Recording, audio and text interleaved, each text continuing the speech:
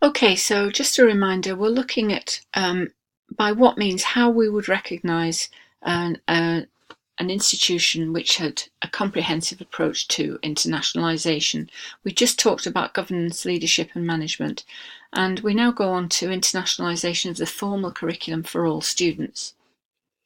So we would see internationalised curricula across the institution with global perspectives, incorporated into programs, with intercultural communication developed across the programs.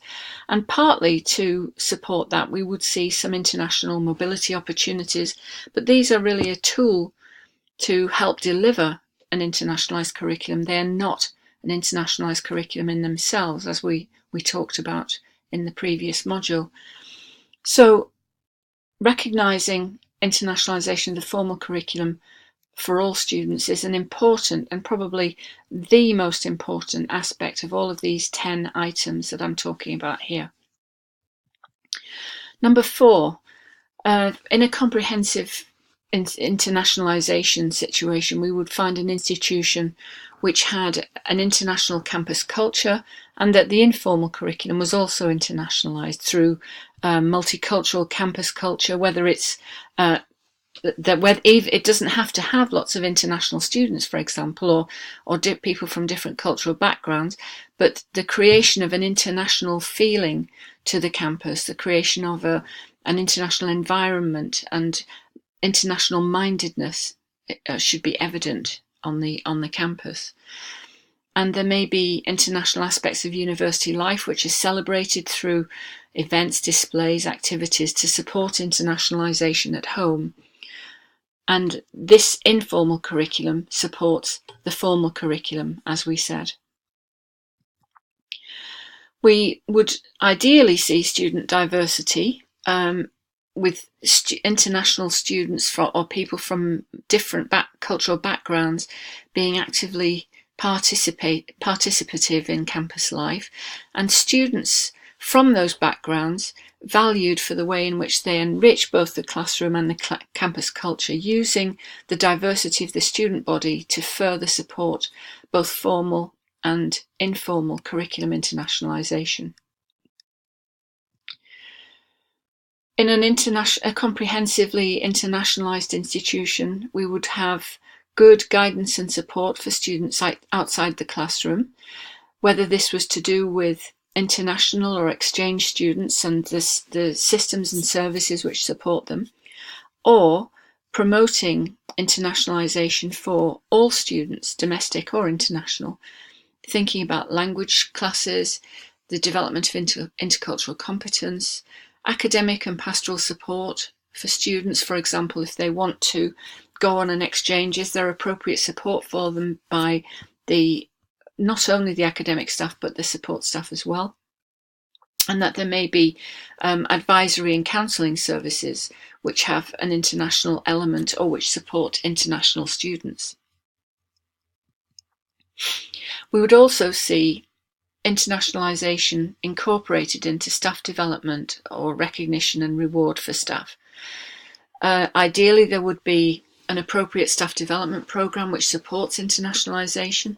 There may be language and intercultural competence development as part of that, and that support or recognition and reward are offered systematically through a performance review or appraisal within the broader institution. So if you have a review of your performance or your appraisal each year, that there is a reward for being involved in international dimensions. And indeed, it could form part of the promotion or salary policies of the institution, and indeed the recruitment of staff in the first place. So does the institution encourage international perspectives in the staff that it recruits? Also, to support the comprehensive approach, an institution would have broad and deep international partnerships. Now, these are again, many institutions, probably most institutions, have international partnerships, but they are not necessarily always used to promote comprehensive internationalisation.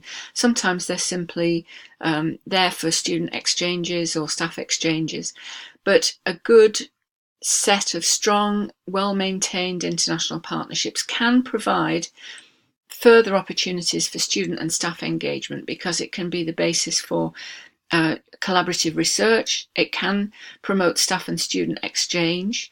There may be opportunities for joint degrees and so on, but also simply as a benchmark of performance, and it can form a bilateral programme of visiting support staff as well as academic staff. So international partnerships are very important.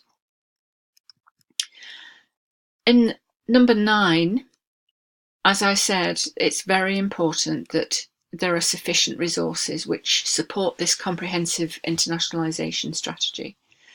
So having senior leaders engaged in the internationalisation strategy should ensure that resources follow the strategy, that support the commitment to an integrated approach to internationalisation, so that it can be delivered effectively. There may be travel policies, human resources policies, which support those international activities and collaborative research. So as I said, the human resources policy may be about recruitment of staff or promotion or reward of staff, so that they will have the opportunity to support and reward people who engage in international dimensions of the university's strategy. Finally, number 10, it's crucial, if you have a strategy, that you monitor it, you monitor how well it's working, you reflect on what's happened, and you evaluate and review it. So there may be a body or a committee or an individual even who has overarching responsibility for internationalisation, and that would be incorporated within management structures in order for that to feed back again into the comprehensiveness of the strategy.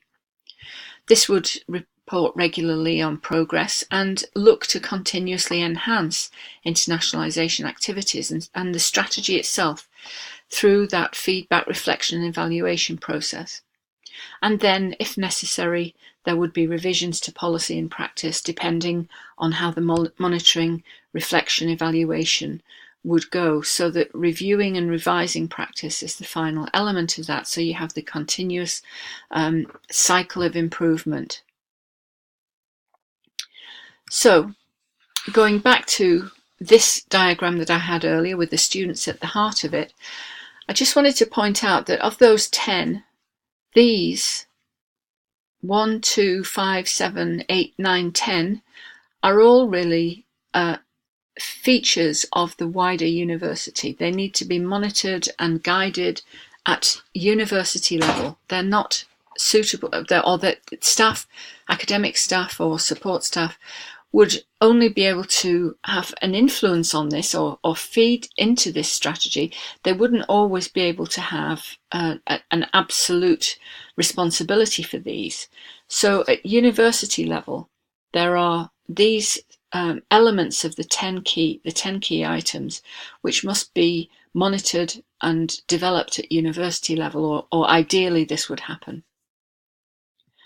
In terms of the support staff, the responsibility, I think, lies in these two areas: the international campus culture and informal curriculum, although academic staff can also feed into that. But support staff may need to feel that they have a role and a function in this, and these are two key areas that they can get involved. They're also very important in terms of guiding and supporting students outside the classroom. So there are two ways in which the support staff can be really engaged in the internationalisation process.